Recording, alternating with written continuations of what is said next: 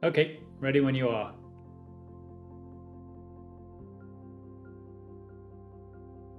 Happy to be alive. It was a terrible moment to leave that I wish no one to leave. But I must say I was in good spirit. The pain wasn't too bad. Um, I was well aware of what I escaped, and initially for the first few days I was just focusing on trying to recover to race in Abu Dhabi.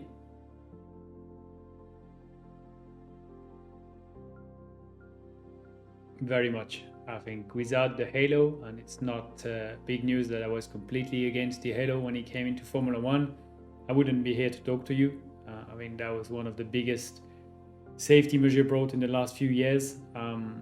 Also, the overall this year, the regulation has been changed for fire resistance and brought up by 10 seconds.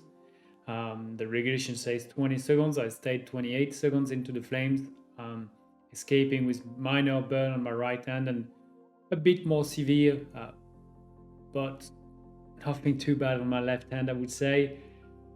And the chassis, the strength of the chassis is coming up every year, and it stayed in one piece, and the monocoque protected me, and I was still being able to escape and to get out of the flame. If the chassis would have been broken, legs would have been gone, broken, whatever, I wouldn't have been able to stand up and walk out.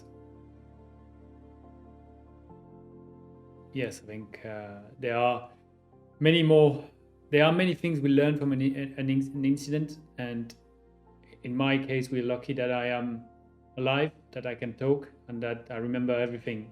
I'm not sure it's a good thing for me, but I do remember everything, and I believe some gray area from safety in motorsport already have been kind of understood, and I see more. So I met the founder of MindMaze a couple of years ago, and we bonded very well. And obviously, MindMaze is a big company, but part of it is working in Formula One and safety, and with a project called MindDrive, which is a connected balaclava. And in every incident in motorsport, you learn a lot. Luckily, in my case, I'm alive. I remember everything, and there are many gray areas that already were questions and that have been answered by my accident. And the next big step to me is to understand what's happening into the helmet, the brain.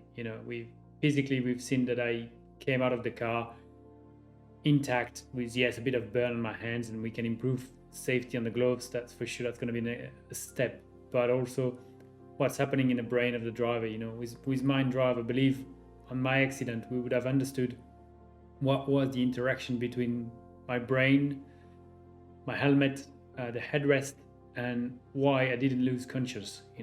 60 G's impact, you should lose conscious.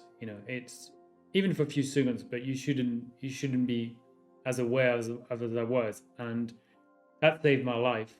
But I would like us to understand with sensor on the brain, when there's an incident, what can we do better on the helmet and headrest and safety and everything, that the driver, even with big impacts, stays well conscious and well aware what he has to do.